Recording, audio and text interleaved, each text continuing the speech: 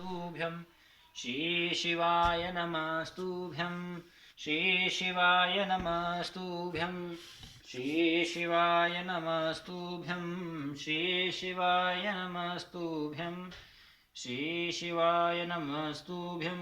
जय हो शिवजी महाराज की जय, गणेश जी महाराज की जय, पार्वती माता की जय, कार्तिक भगवान की जय, शिवजी महाराज की जय, नंदीश्वर भगवान की जय, मूषक जी की जय हो, मोर ध्वज मुकुट वाले श्री जय श्री श्री श्री श्री श्री विष्णु भगवान की जय हो, जय हो जय हो जय हो जय हो। जय श्री राम सीताराम सीताराम जय जय श्री राम। श्री शिवाय नमस्तुभ्यं।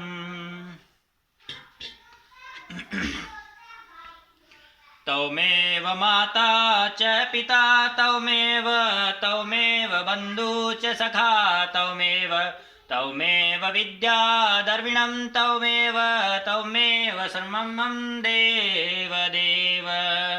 श्री शिवाय नमस्तुभ्यं श्री शिवाय नमस्तुभ्यं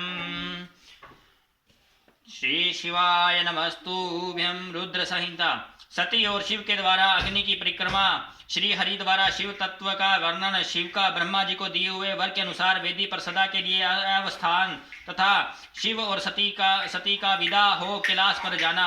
ब्रह्मा जी कहते हैं, नारद कन्यादान करके दक्ष ने भगवान शंकर को नाना प्रकार की वस्तुएं दहेज में दी। यह सब करके वे बड़े प्रसन्न हुए। फिर उन्होंने ब्राह्मणों को भी नाना प्रकार के धन बांटे। तत्पश्चात लक्ष्मी सहित भगवान विष्णु शंभु के पास आकर हाथ जोड़कर खड़े हुए और ये यों बोले, देव महादेव दया सागर प्रभो तात, आप संपूर्ण जगत के पिता हैं और सती देवी सबकी माता है। आप दोनों सत्पुरुषों के कल्याण तथा दुष्टों के दमन के लिए सदा लीलापूर्वक अवतार ग्रहण करते हैं। यह सनातन श्रुति का कथन है। और आप चिकने नील अंजन के समान शोभा वाली सती के साथ जिस प्रकार शोभा पा रहे हैं, मैं उससे उल्टे लक्ष्मी के साथ शोभा पा रहा हूँ। अर्थात सती नील वर्णा तथा आप गौरव वर्ण हैं, उससे उल्टे मैं नील वर्ण तथा लक्ष्मी जी गौर वर्णा है। नारद, मैं देवी सती के पास आकर ग्रह सूत्रों तक विधि से विस्तार पूर्वक सारा अग्नि कार्य कराने लगा। मुझ आचार्य तथा ब्राह्मणों की आज्ञा से शिवा और शिव ने बड़े हर्ष के साथ विधि पूर्वक अग्नि की परिक्रमा की। उस समय वहां बड़ा अद्भुत उत्सव मनाया गया। गाजे बाजे और नृत्य के साथ होने वाला वह उत्सव सबको बड़ा सुखद जान पड़ा। तदंतर भगवान विष्णु बोले, सदाशिव, मैं आपकी आज्ञा से यहाँ शिव तत्व का वर्णन करता हूँ। समस्त देवता तथा दूसरे मुनि अपने मन को एकाग्र करके इस विषय को सुने। भगवान, आप प्रधान और अप्रधान हैं, आपके अनेक भाग हैं, फिर भी आप भाग रहित हैं। ज्योतिर्मय स्वरूप वाले आप परमेश्वर के ही हम तीनों देवता अंश हैं। आप कौन, मैं कौन और ब्रह्मा कौन है? आप परमात्मा के ही ये तीन अंश हैं जो सृष्टि पालन और संहार करने के कारण एक दूसरे से भिन्न प्रतीत होते हैं। आप अपने स्वरूप का चिंतन कीजिए। आपने समय ही लीला पूर्वक शरीर धारण किया है। आप निर्गुण ब्रह्म रूप से एक हैं।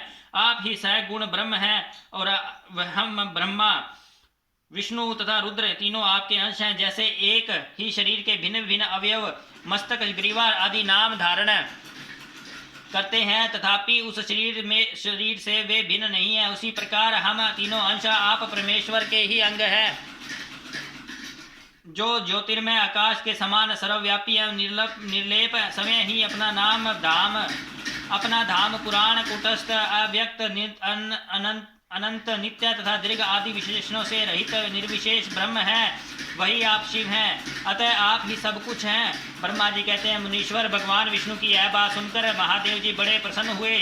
तदंतर उस विवाह यज्ञ के स्वामी परमेश्वर शिव प्रसन्न हो लोक की गति का आश्रय ले हाथ जोड़कर खड़े हुए मुझ ब्रह्मा से प्रेम पूर्वक बोले। शिव ने कहा, ब्राह्मण, आपने सारा वैवाहिक कार्य अच्छी तरह संपन्न करा दिया। अब मैं प्रसन्न हूँ। आप मेरे आचार्य हैं, बताइए आपको क्या दक्षिणा दूं?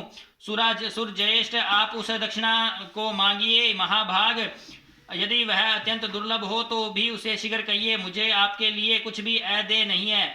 मुने भगवान शंकर का यह वचन सुनकर मैं हाथ जोड़ विनीत चित्त से उन्हें बारंबार प्रणाम करके बोला, देवेश, यदि आप प्रसन्न हो महेश्वर, यदि मैं वर पाने के योग्य हूँ तो प्रसन्नता पूर्वक जो बात कहता हूँ उसे आप पूर्ण कीजिए।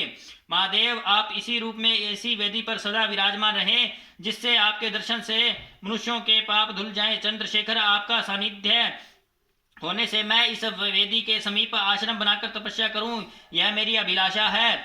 चैत्र के शुक्ल पक्ष की त्रयोदशी को पूर्व फाल्गुनी नक्षत्र में रविवार के दिन इस भूतल पर जो मनुष्य भक्ति भाव से आपका दर्शन करे उसके सारे पाप तत्काल नष्ट हो जाएं, विपुल पुण्य की वृद्धि हो और समस्त रोगों का सर्वथा नाश हो जाए। जो नारी दुर्भगा, वंध्या, कानी तथा रूपहीना हो वह भी आपके दर्शन मात्र से ही अवश्य निर्दोष हो जाए। मेरी यह बात उनकी आत्मा को सुख देने वाली थी। इसे सुनकर भगवान शिव ने प्रसन्न चित्त से कहा, विधात, ऐसा ही होगा। मैं तुम्हारे कहने से संपूर्ण जगत के हित के लिए अपनी पत्नी सती के साथ इस वेदी पर सुस्थिर भाव से स्थित रहूंगा। ऐसा कहकर पत्नी सहित भगवान शिव अपनी अंश रूपिणी मूर्ति को प्रकट करके वेदी के मध्य भाग में विराजमान हो गए।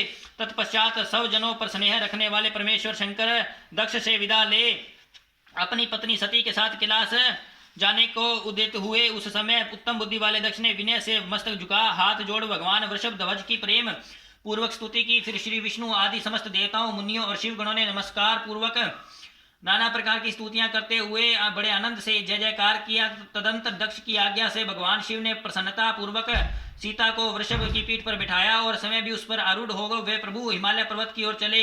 भगवान शंकर के समीप वृषभ पर बैठी हुई सुंदर दांत और मनोहर हास वाली सती अपने नील श्याम वर्ण के कारण चंद्रमा में नीली रेखा के समान शोभा पा रही थी। उस समय उन नव दंपति की शोभा देख श्री विष्णु आदि समस्त देवता, मरीचि आदि महर्षि तथा दूसरे लोग ठगे से रह गए, हिल डुल भी ना सके तथा दक्ष भी मोहित हो गए। तत्पश्चात कोई बाजे बजाने लगे और दूसरे लोग मधुर स्वर से गीत गाने लगे। कितने ही लोग प्रसन्नता पूर्वक शिव के कल्याण में उज्जवल यश का गान करते हुए उनके पीछे पीछे चले। भगवान शंकर ने बीच रास्ते में दक्ष को प्रसन्नता पूर्वक लौटा दिया और समय प्रेमाकुल हो प्रथम गणों के साथ अपने धर्म धाम को जा पहुंचे। यद्यपि भगवान शिव ने विष्णु आदि देवताओं को भी विदा कर दिया था तो वे बड़ी प्रसन्नता और भक्ति के साथ पुनः उनके साथ हो लिए।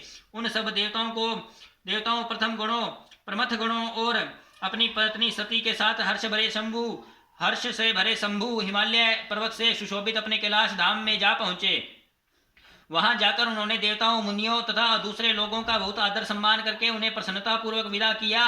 शंभु की आज्ञा ले वे विष्णु आदि सब देवता तथा मुनि नमस्कार और स्तुति करके मुख पर प्रसन्नता की छाप लिए अपने अपने धाम को चले गए। सदा शिव का चिंतन करने वाले भगवान शिव भी अत्यंत आनंदित हो हिमालय के शिखर पर रहकर अपने पत्नी दक्ष कन्या सती के साथ विहार करने लगे।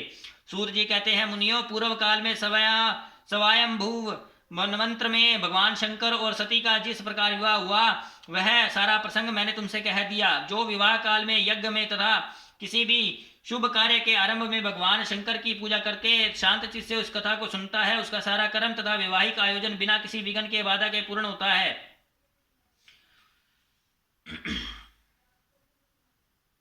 और दूसरे शुभ कार्य कर्म भी सदा निर्विघ्न पूर्ण होते हैं। इस शुभ उपख्यान को प्रेम पूर्वक सुनकर विवाहित होने वाले कन्या भी सुख, सौभाग्य, सुशीलता और सदाचार आदि सद्गुणों से संपन्न साध्वी स्त्री तथा पुत्रवती होती है। श्री शिवाय नमस्तुभ्यं, श्री शिवाय नमस्तुभ्यं, श्री शिवाय नमस्तुभ्यं, श्री शिवाय नमस्तुभ्यं, श्री शिवाय नमस्तुभ्यं। ओम जय शिव ओंकारा, प्रभु जय शिव ओंकारा, ब्रह्मा विष्णु सदा शिव अर्धांगी धारा। ओम जय शिव ओंकारा, एकानन चतुरानन पंचानन राजे, हंसासन गरुड़ासन वृषवाहन साजे। ओम जय शिव ओंकारा, दो भुज चार चतुर भुज दस भुज अति सोहे, तीनों रूप निरखता त्रिभुवन जन मोहे। ओम जय शिव ओंकारा, अक्षमाला वनमाला मुंडमाला धारी, चंद्र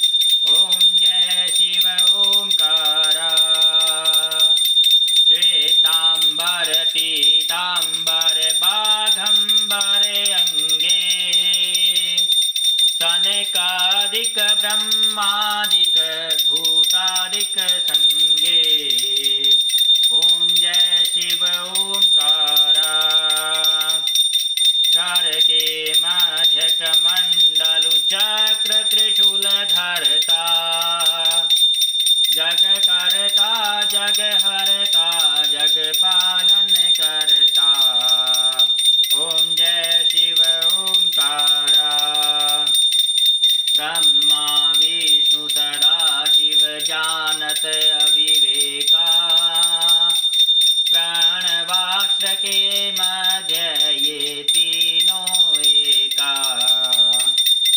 ओम जय शिव ओंकारा। त्रिगुण स्वामी जी की आरती जो कोई जन गावे कहत शिवानंद स्वामी मन वांछित फल पावे।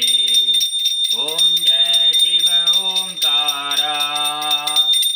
बोलो श्री शिवाय नमस्तुभ्यं। जय कुबेरेश्वर महादेव की जय हो, पशुपतिनाथ महादेव की जय, सभी देवी देवताओं की जय हो। श्री शिवाय नमस्तुभ्यं। हर हर महादेव।